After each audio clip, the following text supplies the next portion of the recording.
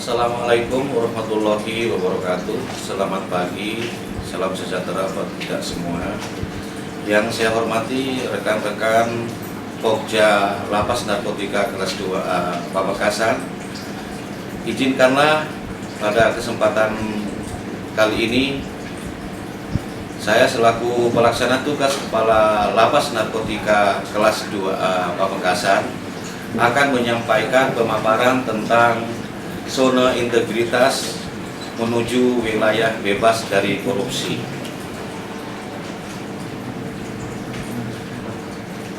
Lapas Narkotika kelas 2A Pamekasan saat ini didukung oleh sumber daya manusia, khususnya petugas Lapas kelas 2A Pamekasan sejumlah 98 orang, laki-laki 90 orang dan petugas perempuan 8 orang.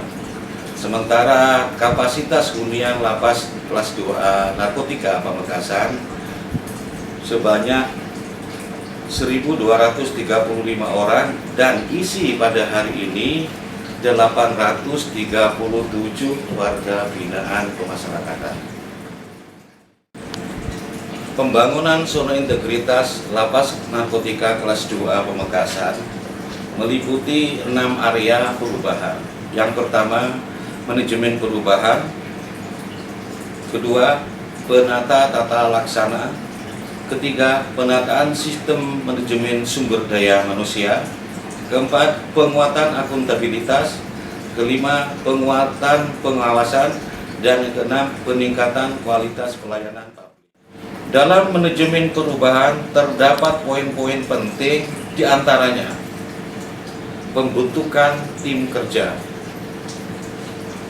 di mana dilakukan pembentukan panitia seleksi tim Pokja pada tanggal 7 dan 8 Januari 2020 yang dilanjutkan dengan mengasesmen para Pokja.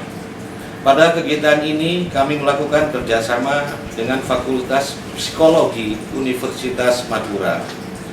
Pada tanggal 21 Januari dilaksanakan apel penandatanganan fakta integritas kepada seluruh petugas Lapas Narkotika kelas 2A Pamekasan. Poin-poin penting diantaranya selain pembentukan tim kerja tadi, ada dokumen pembangunan zona integritas. Diadakan rapat penyusunan rencana aksi dan rencana kerja untuk melengkapi dokumen pembangunan zona integritas. Selanjutnya, pemantauan dan evaluasi. Setiap kegiatan yang dilakukan dalam rencana kerja dan rencana aksi selalu kami pantau dan kami tindak lanjuti hasil evaluasi. Poin penting selanjutnya adalah perubahan pola pikir dan budaya kerja. Selaku pimpinan, kami sebagai role model yang selalu memberikan arahan kepada semua petugas Lapas Narkotika kelas 2A Pamekasan untuk membangun wilayah zona integritas menuju WBK.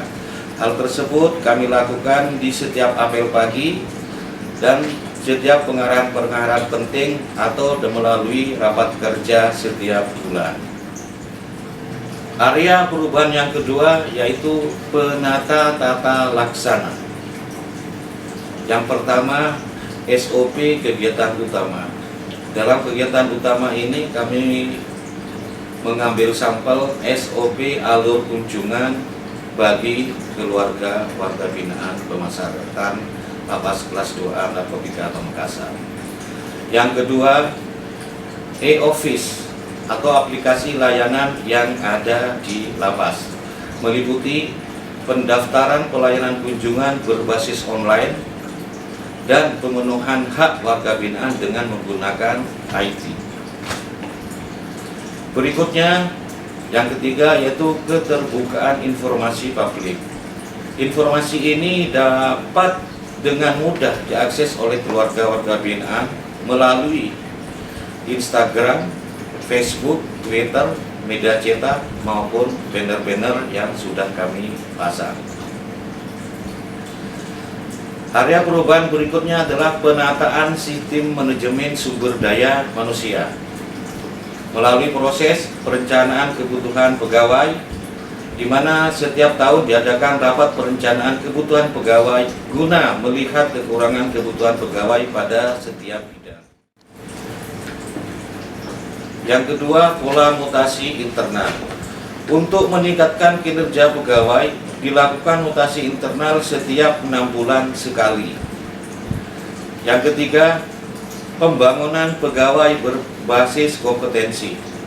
Untuk meningkatkan kompetensi pegawai, maka KUPT mengusulkan untuk mengikuti berbagai macam diklat atau pelatihan. Yang keempat, penetapan kinerja individu. Penilaian kinerja di Kemenkumham menggunakan aplikasi Simpek. Selanjutnya, penegakan aturan disiplin atau kode etik perilaku pegawai.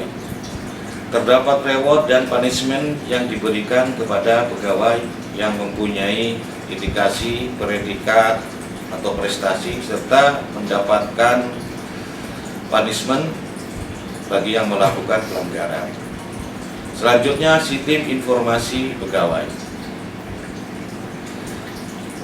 Perubahan yang keempat, penguatan akuntabilitas yang meliputi keterlibatan pimpinan secara langsung dalam melakukan monitoring pencapaian per bulan pada masing-masing bidang. Berikutnya, pengelolaan akuntabilitas kinerja untuk meningkatkan kinerja pegawai yang lebih objektif, terukur, akuntabel, partisipatif, transparan, maka dipantau melalui e-performance.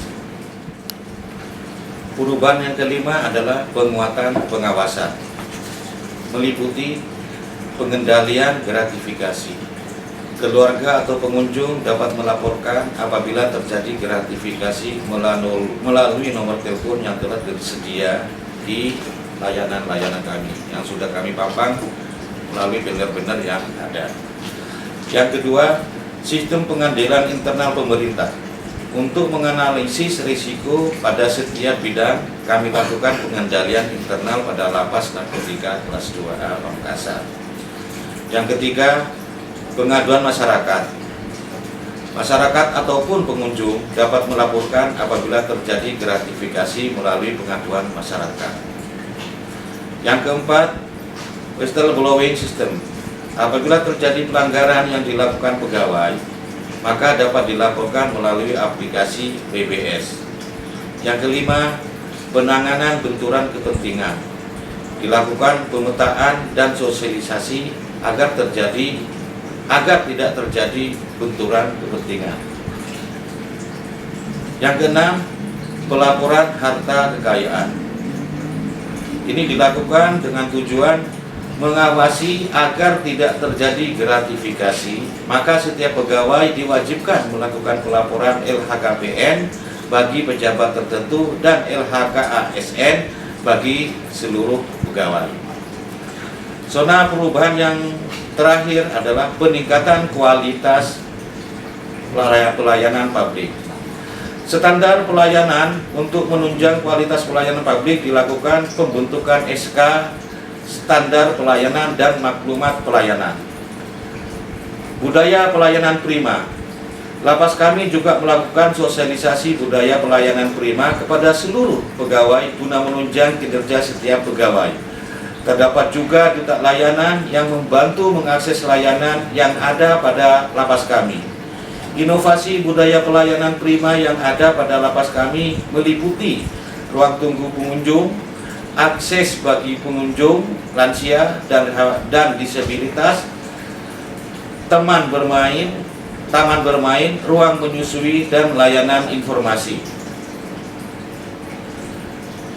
Selanjutnya, IKM, Indeks Kepuasan Masyarakat. Indeks Kepuasan Masyarakat ini diukur dengan menggunakan aplikasi QR Code. Sementara inovasi yang terdapat pada lapas kami, yang pertama, aplikasi booking online.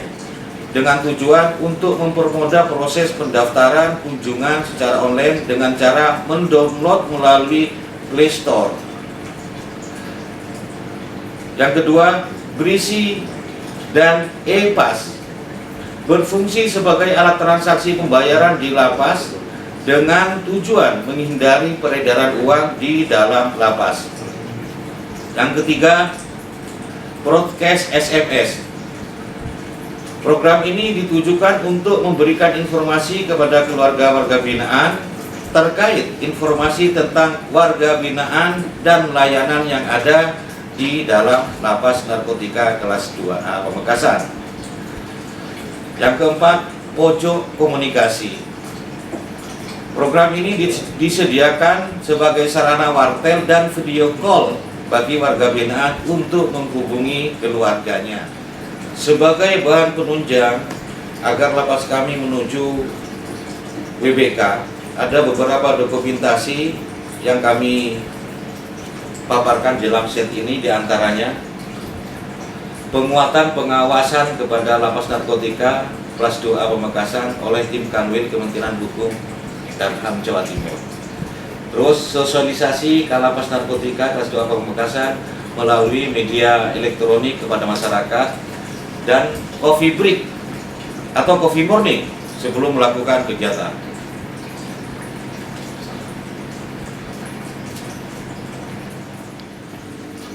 Sekian apa yang dapat kami sampaikan dalam pemaparan kali ini. Kami selaku pelaksana tugas Lapas Narkotika kelas 2 Pamekasan mohon maaf yang sebesar-besarnya, dan saya ucapkan terima kasih kepada seluruh tim Pokja Lapas Narkotika Pamekasan. Saya akhiri, wassalamualaikum warahmatullahi wabarakatuh.